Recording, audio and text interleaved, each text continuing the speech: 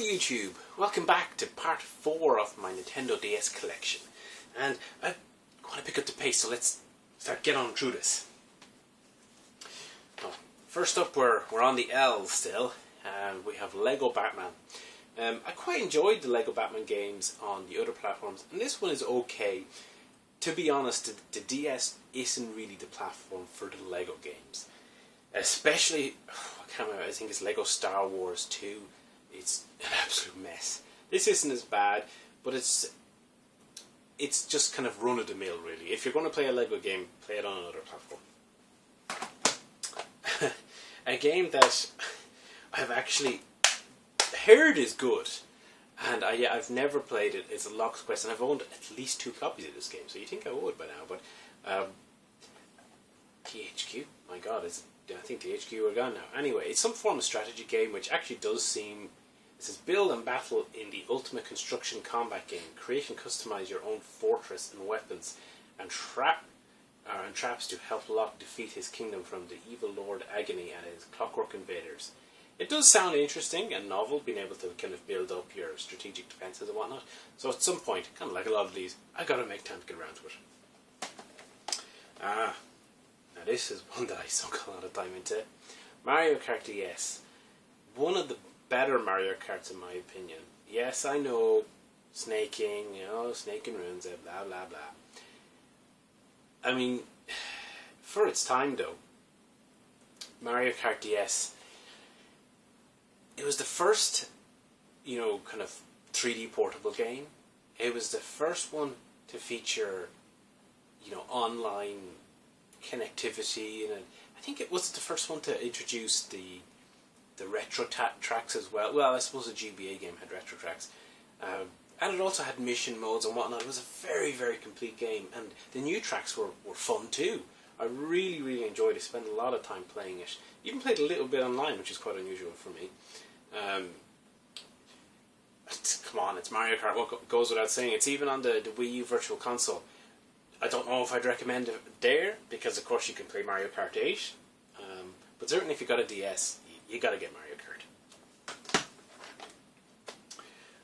An early RPG that I have actually completed and cleared. Mario and Luigi, Partners in Time. Is it 2 or 3? There's definitely at least 2 of these Mario and Luigi games on the DS. The second one is Bowser's Inside Story, and I played that as well. And to be honest, Bowser's Inside Story is actually better than this. This was a very early game, and it has that kind of... It's still almost like a bit of a GBA feeling game, but with some DS stuff tacked on, so I wouldn't be at all surprised if this started off in the GBA and was ported, or at least was heavily based on the original Mario and Luigi. But for those that don't know, it's like a Mario RPG where you play as Mario and Luigi simultaneously. One button controls Mario, one button controls Luigi. Kind of sounds confusing, but it actually works quite well. And essentially you have to team up, so you got team activities and whatnot. And it's turn-based combat, which can turn some people off, but the real star of the show is always the dialogue in these games, and it's top-notch here too. Not the best, in fact probably the weaker entry in the overall series, but still it's a good game. A game that took a long time to come to DS, and that's Mario Party. There's been so many Mario Parties, and yet very few portable entries.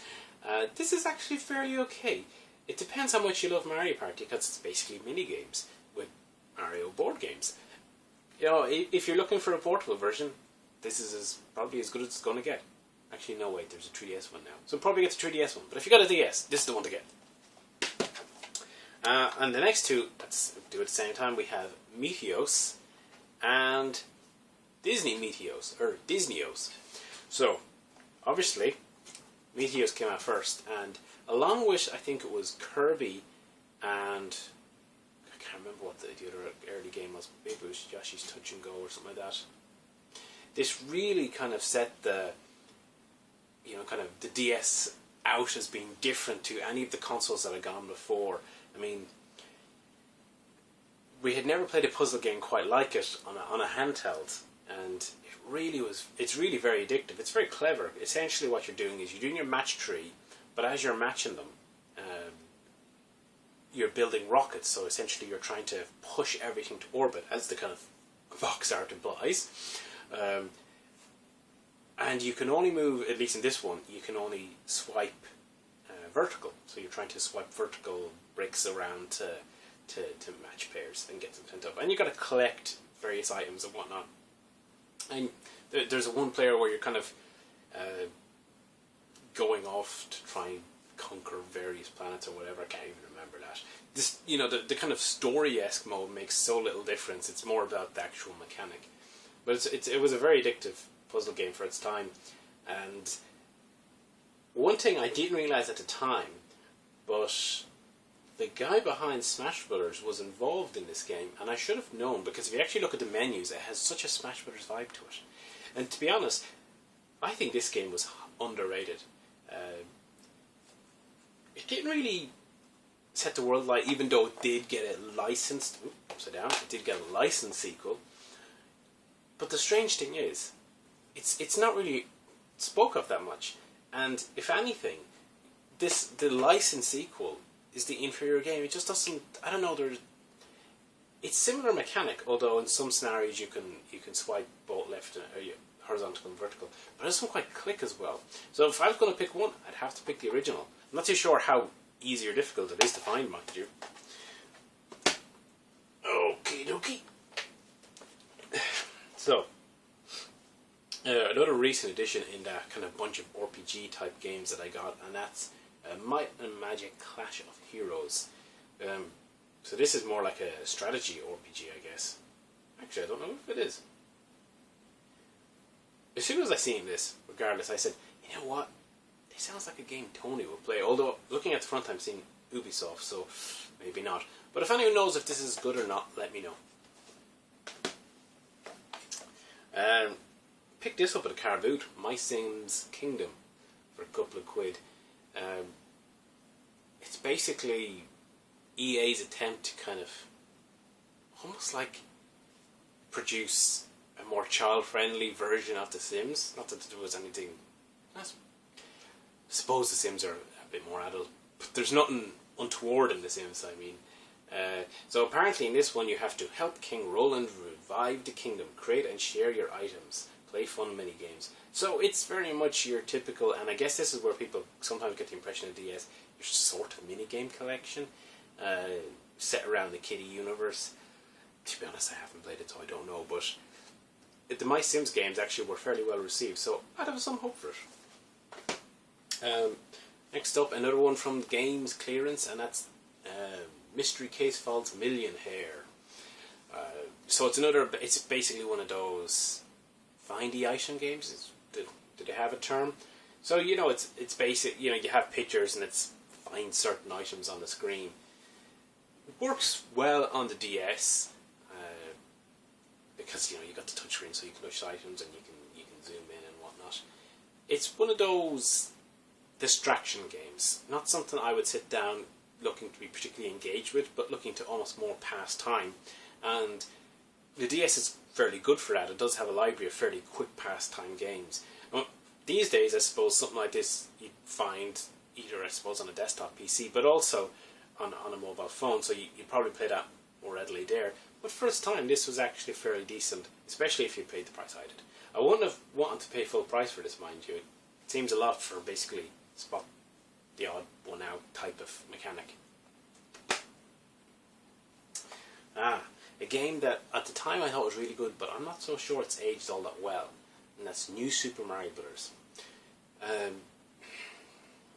I played this, I certainly wanted it. Any of these tin boxes, by the way, are American ones. I prefer the American spines too, because they have actually got a colour side, instead of European games, which have these boring ass, just plain white with the same text. It's like the PlayStation 2 all over, whereas the American ones are lovely. But anyway, side point. New Super Mario Brothers, the first 2D Mario platformer in yonks. And now they churn them out like mad. But, I don't know, it felt a little like it was lacking in the magic to me. I actually prefer the subsequent New Super Mario Bros. Games over this one. Certainly, I don't really feel the need to go back to this game. I mean, the new power-ups are so limited in usage, they feel pointless. And a lot of the levels and the mechanics are ripped fairly straight from the older games, so it just doesn't It doesn't feel like it has its own identity. Now, don't get me wrong, it's Mario, it's very solid. It's just more that it's Mario, it's in a series of incredibly good games. So for that, it's a bit like the Zelda games. Weirdly enough, the DS has got lots of good, enjoyable games, but a couple of the top tier franchises that you'd expect from Nintendo are actually not as good as other games. And I'm going to have to draw this one to a close soon, with a real retro revolution, and that's New Zealand Story. This game is so hard. I got this as a present. It just kicks my ass. I mean, to me, it seems like it does a fairly faithful job of bringing New Zealand Story to the DS. It was part of a series of Revolution games. There was Rainbow Islands, Bubble Bobble, and New Zealand Story. To be honest, this one actually looks like it might be the best. It doesn't stray too far from the original. It just tries to use little bits of the DS mechanics and capabilities. So this one boils down to, do you like the original or not? I do, but it's bloody hard. Or at least to me, maybe I suck. Ah yeah, an early game, Handheld's Labrador and Friends. Now of course, this really set the stage up that we were going to have this expanded audience. And I have to say, I tried this in the store at the time, and again this was probably 2006, and I thought the demo sold the game really well, because it has on the start basically a door, and it's telling you to knock on the touchscreen. So you can do it with your finger, like knock, and then the door opens. And as simple and silly as that sounds now, back then it was kind of like, oh, that's so cute and clever. And then of course you pet the dog on the touchscreen, and you call to it with your voice. So, like, there had been PC kind of virtual sim animal games, but they'd been nothing like the DS game. Like, to be fair, Nintendo's was a revolutionary leap in that Tamagotchi-esque experience, and they did a really nice job. I mean, not only did they do a nice job, but they put their own name, Nintendo, into the title. I love that, Nintendogs. That was very cute. Funny enough, I actually thought the 3DS game had the complete opposite effect when I played its demo. This one captured me straight away with your touch mechanics and the cuteness. Whereas in the DS game, because they were trying to sell the 3D, a lot of controls were indirect. So you would see kind of a silhouette of the dog on a touchscreen instead of actually touching the dog on a touchscreen. I was like, but that's worse. Okay, it might be in 3D, but it was much more effective when you actually touched. Game's falling over. When you actually touched, the screen to pet the dog for it. I don't know. But anyway, I enjoyed this. Guilty pleasure, I guess. Anyway, that's part 4. Hope you enjoyed it. I knew these parts were going to take a while. Damn you, Retro Mickey, for asking to do a DS collection. But anyway, join me back for part 5, where we'll start to do a few more P's and stuff. Anyway, until next time.